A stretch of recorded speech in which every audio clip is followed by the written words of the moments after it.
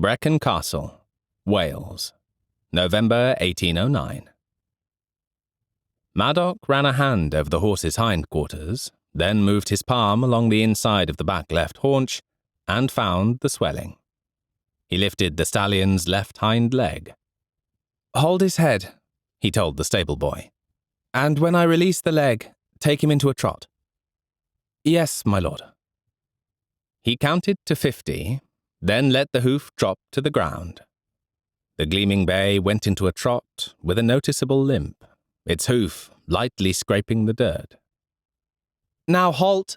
Back him up a dozen steps, then take him into a trot again," the boy called over his shoulder. "You think it's only a spasm?" "No, I think his stifle is locking up." The horse moved forward without an issue. At 15, Maddock was known for his love of animals. He slept in a stall if a mare was foaling, spent an afternoon devising a splint for a sheep or goat with an injured leg, or whiled away hours with the chemist discussing human remedies that could apply to other species. "Did you work your magic?" asked Lord Brecken, his hazel eyes twinkling gold in the afternoon sun. "Is he ready for the hunt?" "I'm afraid not, father." "He looks fit to me." Brecken watched the huge gelding walk back toward the stable. "That's my favourite mount. If he's not lame, I'm riding him." "I wouldn't, sir. I think that back joint may lock up after a strenuous ride like it did today." Maddock took a deep breath and looked up at the towering Earl. He hoped to match his father's height in the next few years. "Take my horse tomorrow. If I'm right, a bit of rest should take care of it." I'll ride my own, and if there's any trouble, I'll give him the rest of the month off."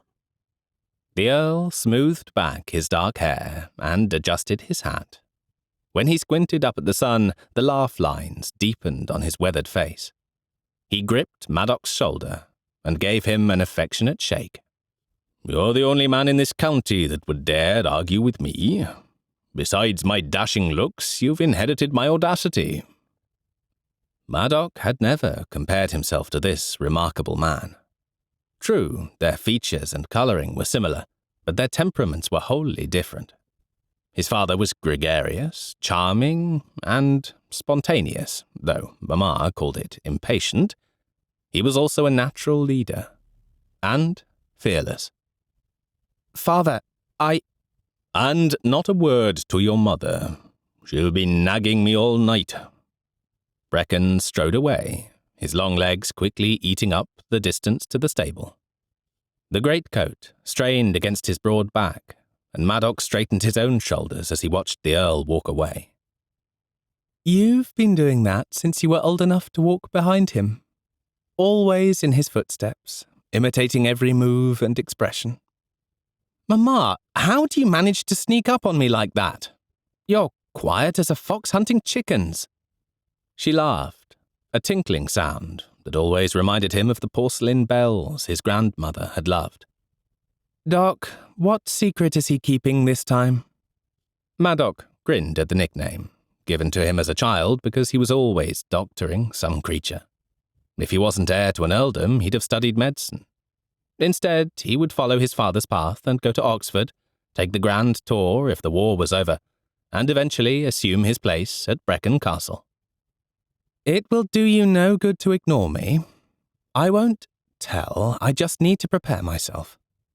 Her dark gaze settled on him. "When I'm kept in the dark, it usually involves some level of danger. I'm more concerned for the horse." The next day, he wanted to take back those words. His father got his way and rode his favourite horse. At first, Maddock thought perhaps he'd been wrong. The stallion held up well after a hard day's ride.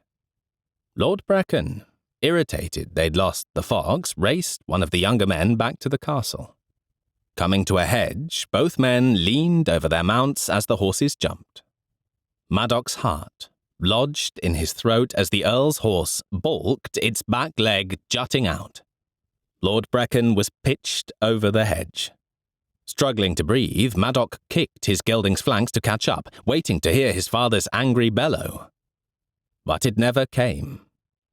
On the other side of the shrubbery lay the twisted body of his hero. A scream, muffled and seemingly far away, sounded behind him. "Mama!" He turned his mount on its haunches and held up a hand to the approaching riders as he slid from the saddle. His voice sounded calm and commanding, and he wondered how that could be when he trembled like a frightened child on the inside. "Keep my mother on the other side until we know his condition." An old friend of the Earl nodded and intercepted Lady Brecken, while Maddock and 2 other men crouched around the Earl. He rested on his back, his head and one leg at an odd angle, eyes closed. Putting his ear close to his father's face and placing 2 fingers on his neck, he blew out a loud sigh of relief. "He's alive. Let's get him to the castle. Send someone for the physician." Maddock closed his eyes as his mother's wails filled the silence. "Sweet Mary, is he—" She almost fell from her horse and collapsed over her husband. "Wake up, love." Her voice rose as she shook him. "Wake up! Damn you, wake up!" "Mama, he's alive. We need to get him home." He wrapped his arms around her and pulled her up. "I'd say his leg is broken from the angle of it. We'll know more once he's been examined and wakes up." Someone whistled, and the wagon following with refreshments rumbled along the uneven field. It took 4 men to gently lift Lord Brecken onto the bed. Lady Brecken, skirts in one hand, scrambled up next to her husband. She wiped at her cheeks, then rocked back and forth, holding one of his giant hands in both of hers. He could hear her whispering to the Earl, as if he could hear her. Maddock helped the physician set the broken leg. As the bones cracked and popped into place, he wondered how the pain did not stir his father. A glance at the physician reinforced his concern. "Let's take it as a blessing that he didn't wake," said the doctor. "I'll stop in daily to check on his progress. He'll be able to tell us more when he's conscious again." But it would be several days before the Earl was coherent. When he did rouse, the entire household heard him. Cursing, like Maddock had never heard before, floated down the hall. He ran down the hall that morning, praising the Lord above for small miracles. While the words weren't for delicate ears, the sound of his father's voice had eased the tightness in Maddock's chest. Until he reached the bedroom. Inside, his mother stood next to the 4-poster bed, fists pressed to her mouth, shaking her head. The early rays of dawn shone on her wet cheeks.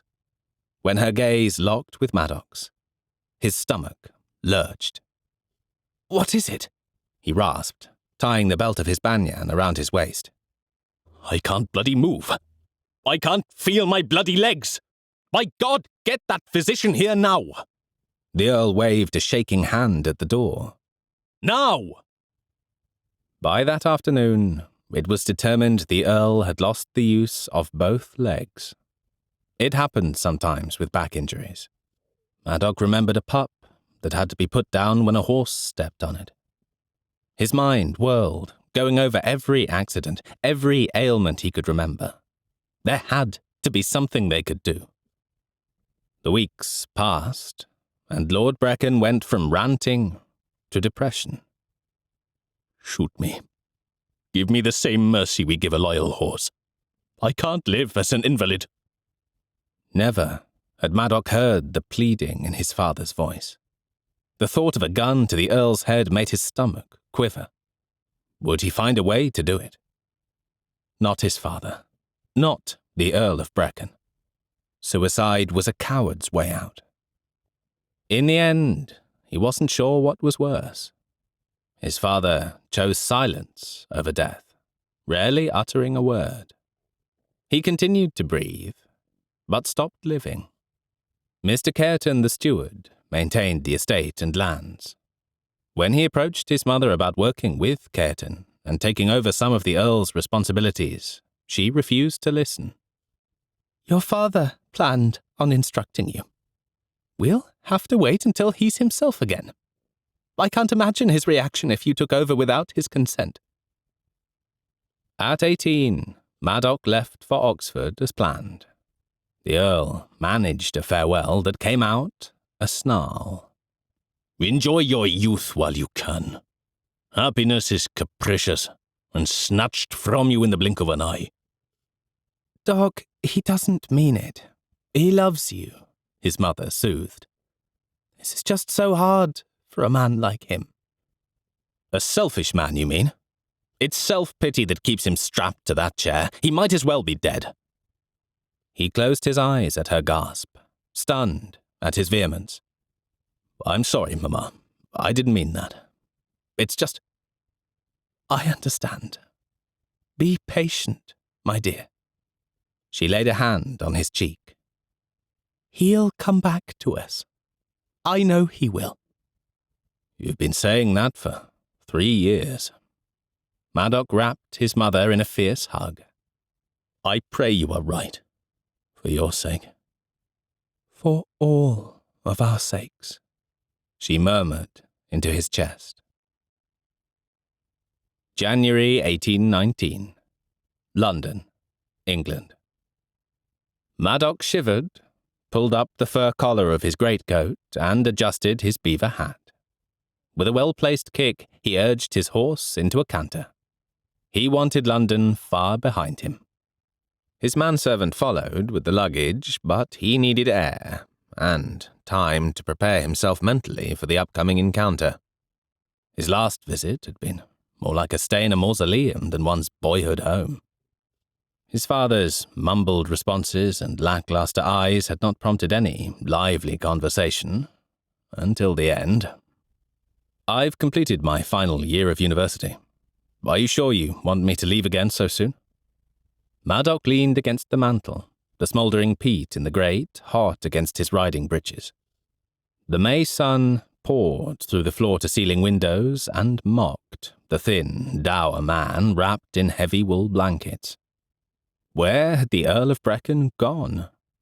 That man had been larger than life, with a booming laugh, an iron fist, and cunning wit. A man his son had looked up to, imitated, his every action geared toward the hope of gaining the glow of his father's approval.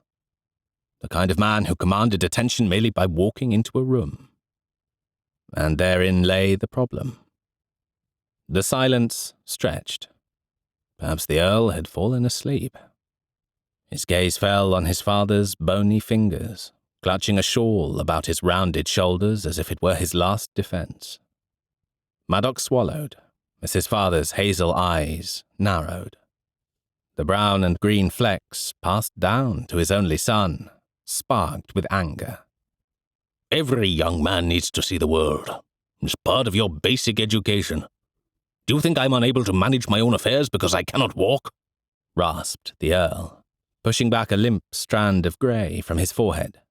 Do you think the inability to use these feckless limbs affects my brain? No, father, but I believe it has affected your spirit. He went down on one knee and took a cold, papery hand between his warm palms. Please, let me take you for a ride in the carriage. Get out and see some of your tenants. Your soul is in this land. It would do you good. I don't need you to take me anywhere. If I wanted to leave my home, I'd do it, bellowed the old man with surprising volume. His shoulders slumped, as if the admonishment had depleted what little energy he'd possessed. Go. Enjoy your youth while you have it. Lady Fortune is a capricious, evil female. You never know how long happiness will perch on your shoulder. Maddock's jaw tightened as he gave the Earl a rigid nod and left the room. Why was he surprised? Delaying his response to the Home Office, he had hoped for one last bid to bring his father back to the land of the living. By God, he'd tried. Now he'd take the assignment with no remorse, working under one of England's most brilliant spy masters. At 22, he was making a name for himself. The danger and intrigue made him feel alive, a welcome and vivid contrast to the quiet hills of the Welsh countryside. His parents suspected nothing, assuming their son had come from his last year at Oxford rather than Belgium. This grand tour would provide the perfect ruse to be abroad, his title gaining him entry into the right circles to mingle, charm, and listen. Napoleon had been declared an outlaw and was wreaking havoc again.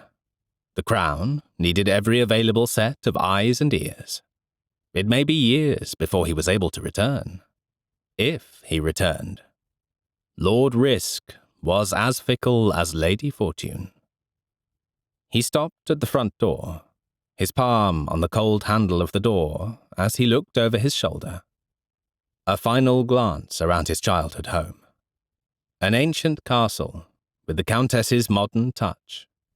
The large receiving hall had been panelled with oak, the stone floor covered with narrow, polished planks, and the windows enlarged to allow more light. The furnishings had come from London, by way of France and Italy, the Earl sparing no expense for his new, young wife. Painted silks and satins hung on the walls and dressed the glass panes. "Must you leave, Doc? Can you not put off your trip for a year or so?" His mother appeared at his elbow, using his nickname to soften him, no doubt. He recognized the familiar martyred expression creasing her face. Her slender fingers clutched his riding coat. "He was so looking forward to your visit." Maddox snorted. "Mamma, you know my passage has been paid. Father has been quite adamant that I go." "You don't understand what he's been through, what it's like for him. He's bitter. If you stayed, he'd come round, I'm certain." Her onyx eyes watered, and she laid a hand on his cheek. Rays of light shed a halo about her black chignon, at odds with the growing venom in her tone. "Have you become one of those dandies, then? Looking for pleasure and living off your father's money and good name? He needs you now." He ground his teeth, his jaw tense. "He's been like this for 6 years. My presence for a few weeks will not produce a miracle. I will obey my father's wishes, Ma'am." Maddox turned on his heel and stormed out the door. A chestnut gelding stood patiently waiting in the courtyard. He mounted and turned the horse to face the veranda, hooves and cobblestones reverberating in the warm afternoon air. "Good day, Mamma." With a bow and sweep of his hat, he added, "Until we meet again." 4 years ago. 4 long years. So much had happened in that time. He'd changed, lost his naivety, his youthful optimism. His skills belonged more to a soldier than a titled landowner. He had a relentless grip on a sword, excellent marksmanship, and a wicked right punch. He could go days without sleep. His superiors regarded him as the man with a seductive smile and honey-like charm that could distract top officials or their wives, while correspondence was pilfered in their own libraries for secrets that could hasten the end of the war. He'd become the perfect chameleon, as comfortable playing a discontented foot soldier or a common thief in the rookeries as he was the polished dandy spending his father's fortune. It had taken its toll. Maddox trusted few people, rarely heard a conversation or request without discerning a hidden implication or ulterior motive, and was bone-tired. He wanted to sleep until the sun was high in the sky, ride across his childhood estate, nod at tenants, and have no greater worry than balancing the ledgers and deciding which country dance or dinner to attend. It was time to begin his life, the life he'd been born to, the life that had called to him when he'd stepped onto English soil again. Yes, he was ready for the role he had only pretended at the last 4 years. Brecken Castle and Estates.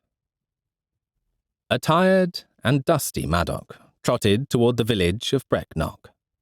He crossed the stone bridge, drawing in a renewed breath as the clear water rushed and splashed under the arches. The slate mountains and snow-capped peaks seemed to be stacked on top of each other, like a crowd trying to see over the next shoulder. They provided the perfect backdrop for his brooding mood. Curiosity would greet him in the village, enthusiastic waves and questions about the master when the tenants realized it was Lord Maddock riding through. A frigid wind whipped at his face, and he hunkered inside his coat and cursed. Devil confounded, it was cold. A man awake on all suits would have waited for his coach and valet. The sun peeked out from a billowy, grey cloud. He squinted at the unexpected brightness, his vision watery, barely able to discern the outline of the small town looming in the distance. As he drew closer, Maddock blinked and wiped his eyes with his palms.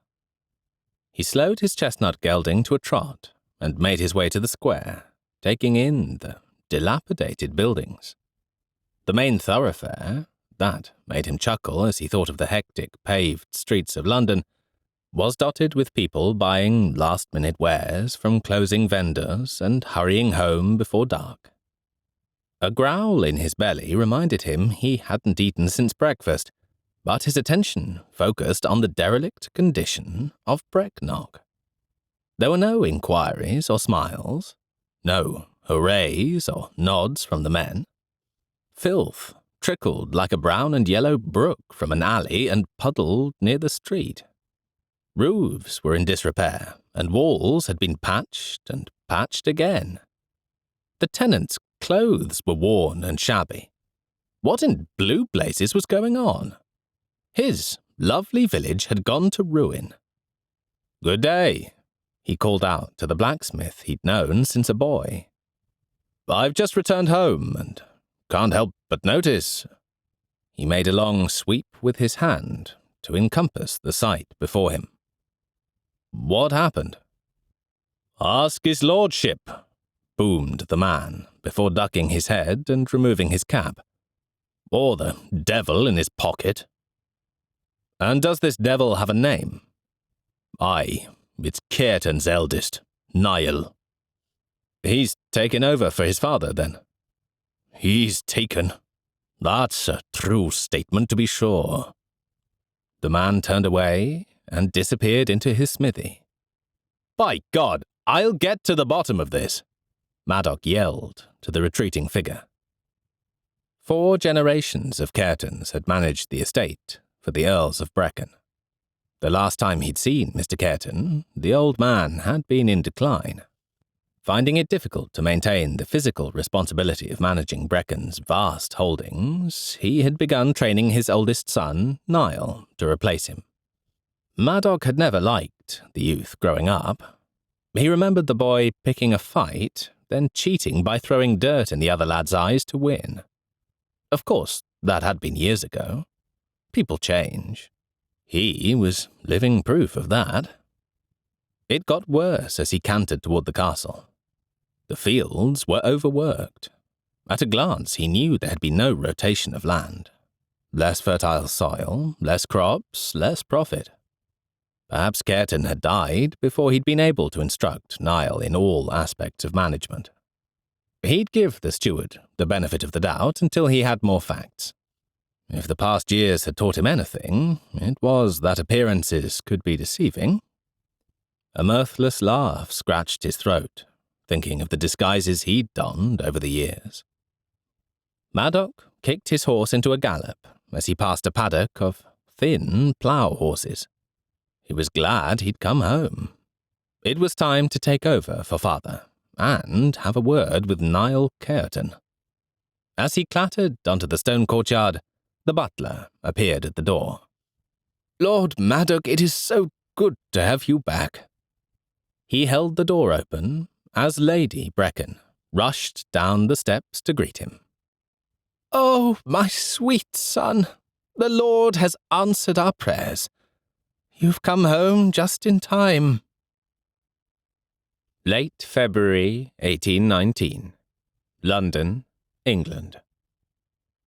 Evelina wiggled her toes over the bathing tub, then plunged under the steaming water to drown out Mamma's barrage of complaints. She grinned against the water, her mother's words now muffled, though the irritated tone broke the liquid barrier. Who would run out of air first? Evelina's heart pounded louder, her chest tightened. Then a thick strand of her hair went taut.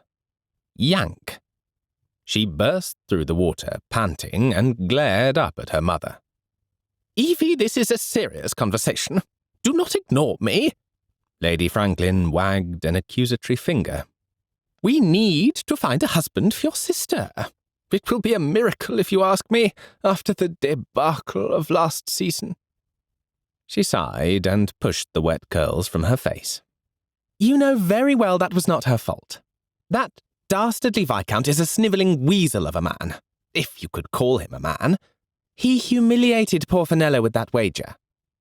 Lady Franklin sank back onto the bed as the maid held up a thick towel for Evelina. "I admit it was a mistake, sending her alone for her first season. We should have waited a year and had you both presented together, though that might have been frowned upon too. Who'd have thought she'd be so naive?" Evelina snorted. "She's as tall as most men and meticulous with ledgers. She's been raised like Papa's son, could run the business herself, and is open and honest in a conversation. Yes, Mamma, what could possibly go wrong throwing her to the wolves at Almack's?" "Watch your tone, my girl." Lady Franklin wrung her hands. "It was painful to watch. She's so awkward." "Any creature is awkward when out of their habitat." She pulled the thick dressing gown around her and sat before the small hearth. Luella, her lady's maid, began combing out her long tresses. "Fenella is adamant not to marry at this point. She needs time to see that not all of London's bachelors are the devil's spawn." "Evelina, such language!" "Well, it's true." Her poor sister had been the object of a wager between a set of self-indulged Corinthians. The young Viscount, dashing but short of stature, had accepted a dare that he could get any green girl alone and kiss her. The chums had hedged their bet and decided on Fenella, the most awkward and tallest of the season's new arrivals. It had taken him 2 weeks, and his cronies had hidden in the bushes to witness the cruel hoax. Evelina's fists clenched every time she thought of her poor sister abused by those egotistical oafs. "It's in the past, and she must move on. I still think if you married first, she'd follow suit." Evelina frowned. "Fenella is no more a follower than I am. Besides, if I marry first, then she'll see it as a ticket to freedom and spinsterhood. She deserves love as much as I do." Lady Franklin shook her head and took the chair next to her daughter. "Why couldn't she have been more like you, instead of such a clunch?" She arched a brow, irritated with the comparison. Though Evelina was a more traditional beauty than her sister, Fenella had an ethereal loveliness. They were opposites in personality and physical traits. Evelina had always been friendly and outgoing. Fenella was a bluestocking who had few close friends, but fiercely loyal. Evelina was petite and curvy compared to Fenella's tall litheness. Evelina had hair the colour of dark honey, while Fenella's was pale blonde. Her eyes were a light brown, almost amber. Fenella had their father's clear grey eyes. "Mamma, let's be honest. Your true goal is for one of your daughters to marry a titled gentleman, not just find a good match so you can receive more prestigious invitations. My sister doesn't belong with the beau monde." She winced as Luella caught on a knot and worked it out with her fingers. "I have promised to do my best, but there is no changing who we are. Gloriously rich merchants who can buy their way into almost any event in town. A leopard cannot change his spots and shouldn't have to. Why can you not be happy when we have so much?" "I am quite satisfied with my life. There is nothing wrong with a baronet, except your father is not a peer. I hate it when those plump, smug women look down their noses at me with a patronizing smile," huffed her mother. "Besides, with your beauty, there is no reason we can't improve our standing. A baron or viscount would be lucky to have such a diamond of the first water." "I suppose we should be thankful you aren't hoping for a duke." "Oh, gracious. There's so few dukes, even marquises. An earl, though." Evelina sighed. An ember in the hearth popped and drew her attention, her mind wandering as she gazed at the crackling flames. Guilt once again twisted in her chest. She was excited for her first season. Unlike Fenella, she loved the attention and new gowns, the flirting and dancing. Since she'd been a girl, she'd had the same dream of her first ball. The most handsome man in the room, dressed complete to a shade, would bow and ask her to dance. It would be a waltz. His dark hair would gleam under the candlelight of a dozen chandeliers. His hand would rest on her waist, his warm palm against her gloved one. The orchestra would strike the first notes, and she would whirl and spin as her champion held her close, their eyes locked. They would finish the dance, both breathless, and he would escort her outside for a breath of air. On the balcony or during a stroll through the garden, he would bend his head and lightly touch his lips to hers. A tingle would shoot from her head to her toes, and with just one kiss, she would know it was love.